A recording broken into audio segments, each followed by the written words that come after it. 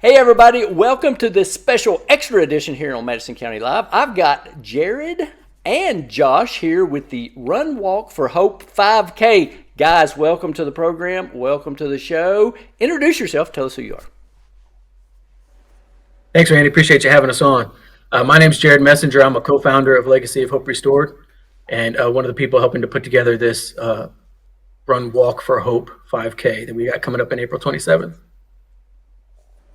And my name is Josh Hale. I am one of the board members. I am also one of the people that lives here in Richmond. I am one of the people putting together this 5K here in Richmond, Kentucky. All right, Josh, we'll start with you first. So tell us about it. When is it and what do people have to do to sign up? So the 5K is going to take place on Saturday, April 27th at 10 a.m. You have to go to the website to register. And we actually will give you the code for it. And there's a scan code that we're going to flash on the screen for you and everything. You can use your cell phone to scan that QR code. You can go, that'll take you directly to the live race website. Okay. And that'll let you register right there online easily. Excellent. Fantastic. And also, you all do have a Facebook page, so people can visit that to get more information. Yes, sir. Yeah, we sure do. Excellent. Now, Jared, tell us about the program that this is supporting. We're gonna go to you now. So tell us, give us some background, and go as deep as you need to. Okay. So I'll keep it kind of high level for right now, but basically, Legacy of Hope Restored is the organization that this 5K is going to help support. And LHR is an organization that not only fights for those who can't fight for themselves, but also for those who just need a little extra help. We're an international organization, even though we're based out of Virginia, in Clifton, Virginia, Northern Virginia. We, as an organization, we help through a safe and supportive, providing a safe and supportive environment through education, food, basic needs. We work in both Cartagena, Colombia, where we've been for about 10 years now. We started in 2014 there in Cartagena, Colombia. And we also work in Mendoza, Argentina. We've been there since 2022, so that's a recent addition to Legacy. So, additionally, as an organization, I mean, we do a lot of stuff. We're not a faith-based organization, but we are of faith, is what we like to say. It allows us to work internationally a little easier with some obstacles that can come up with that in other countries. We did that purposefully, but the organizations that we've partnered with are of faith. There are churches there on the ground in Cartagena and also in Mendoza. So as an organization, one of the things that we're really proud of as an organization, for those that are considering donating to what we're doing, is we're an organization where 100% of your donations go straight to the programs, straight to those working on the ground to help these kids with food, education, basic needs, to help them succeed and to strive and to get outside of this cycle of poverty that they've kind of grown up in. So how did the idea originate, Jared? Can you elaborate more on that? Sure, absolutely. So my wife and I met in Spain on the mission field. We had recently done an 11-month trip separately at different times to 11 different countries, spent a month in each one of the countries there, helping organizations in those countries with whatever it was that they were doing, anything from door-to-door stuff to anti-sex trafficking stuff, a multitude of things, essentially. And we ended up meeting at a leadership academy in the south of Spain, in Mijas, Spain. And there, as we were getting to know each other, there were a lot of things that we had in common. And the biggest thing in common was that we had this heart to help those in need. Everything that we had saw over the previous year of travel and mission just really weighed heavy on our heart. And so we wanted to figure out something that we can do in this world to make it a little bit better. At the end of the day, we settled on Cartagena. We did it for multiple reasons. Initially, my heart was anti-sex trafficking stuff. My wife's is education.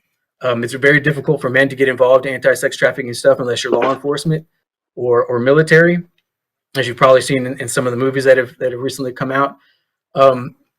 But we settled on Cartagena, Colombia, because it's not only a port city, which is typical for that kind of something, but it's a Spanish-speaking country, which we really liked, and there's a great need there. So we moved down there in 2014. We were there for a year on the ground, getting to know people, building a network, if you will, with a church there in one of the poorer neighborhoods in Cartagena. And that's where we developed, we partnered with, they have a little organization within the church called Pan de Vida. And we partnered with them when we began this education program there. And from there, everything that we do is based on relationship. And we had a contact through a friend that we met in Mijas, Spain, who was from Argentina. And his brother, he's married a United States girl, from Iowa, I believe. And they live up here now, but his brother is a pastor down in Mendoza, Argentina, he and his wife. And they have a program there that we've gone down there, we've met with them, we really liked what they are doing, and we want to encourage that and be a part of it. And so that's how that partnership in Mendoza started. So, Josh, you being the local contact, I take it. So, tell us about your relationship with Jared and what made you get involved? Well, so Jared and I are college roommates, and we were both in each other's weddings. So there's that relationship, and we've known each other for well over 20 years. Okay. So that relationship goes all the way back to Eastern Kentucky University. And the other sponsor, or the other host for this 5K, is going to be Kappa Alpha Order. Okay. And so we're both alumni from Kappa Alpha Order. Okay. And so we have brought our alumni brothers back into the organization also to help us out to sponsor this. And so even though they're out of town this week or whatever, they're going to be hosting the actual event with us. So they are not on the call with us right now, but they are going to be hosting the event with us. So we are going to be partnering with some other organizations to help us do this. And we are hoping that we can have a good turnout from EKU as well as the whole community in the city of Richmond. So speaking of which, so tell us when this is, where this is, how people can sign up, Josh. Sure, yeah. So it's going to be April 27th. That's on a Saturday. We're hoping to start the race at 10 a.m. Race Rise is the organization that is going to be running the race. So for all you 5K runners out there and walkers, they are going to be the organization that's actually planning the route and doing all that kind of stuff. So it is a legitimate 5K. We have an organization that's making the T-shirts and everything. So you get T-shirts when you sign up and all that kind of stuff, and bibs. So Race Rise is doing all that stuff. And then the race itself is going to take place at Whitehall, which is a very popular place for everybody to have a 5K, from what I've heard. It took a while to actually do the planning because we had to work around Derby and spring breaks and all that kind of stuff. And there are a lot of 5Ks that take place in the city of Richmond. So we kind of wanted a location between here and Lexington and 5K for a 5K, and Whitehall is where we kind of picked that location at. So it's a beautiful place. So it's a historical site, and there's a pond out there. So it's a really, really pretty location to have a 5K. And we're hoping the weather holds out at the end of April, right there before May. So it should be a pretty good location. But it's going to take place April 27th at 10 a.m. right there at Whitehall. And we have a lot of great sponsors that's going to be there. So far, we're always looking for more, but so far we've got quite a few. Excellent. I know that Whitehall, like you said, a lot of 5Ks happen out there. It's a beautiful location. And speaking of sponsors, Jared, I'm sure you want to go ahead and mention the folks that make this all possible. Of course. Well, I couldn't have gotten as far as I have without Josh. Certainly a great partner and a great president of our board, and participating in building the relationships and using the relationships that he has there in Richmond to kind of push this forward. So some of the partnerships that Josh has been able to grab in terms of sponsorships are companies like McTribe, 84 Lumber, Serve Pro, Traveling Tom's Coffee, Kona Ice, Beverly Ann's Cookies.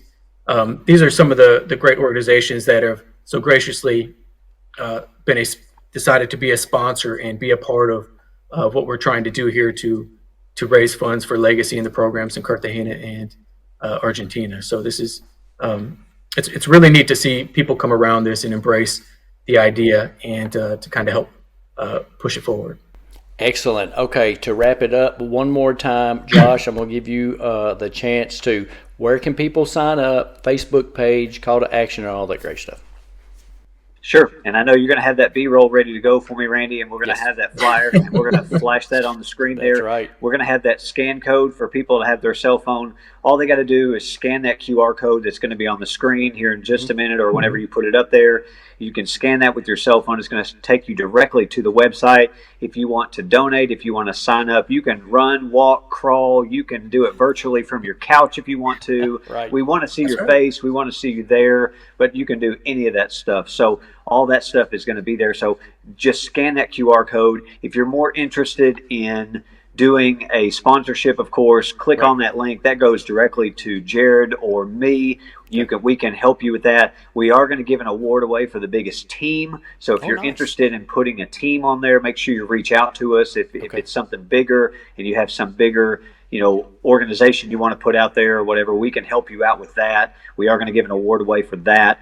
But scan that QR code. That's the biggest thing. All of those proceeds go directly to the organization. We are not, everything goes to LHR. Sure. So all of that stuff, we're hoping to have people out there to cheer people on. Right. If you just want to donate and you want to come out there and support, we want to see bodies out there. We want to see people out there to help and support. So if you don't want to run, if you don't want to walk, you can still come out there and support. We'd love to see you out there. Excellent. Fantastic, guys. Thanks for coming on. Like Josh said and Jared said, check out their Facebook page. Hit that QR code for the Run Walk for Hope 5K in April 2024. I appreciate you having us on. Excellent. Yeah, thanks so much. Hey, folks, thanks for watching. We'll see you next time.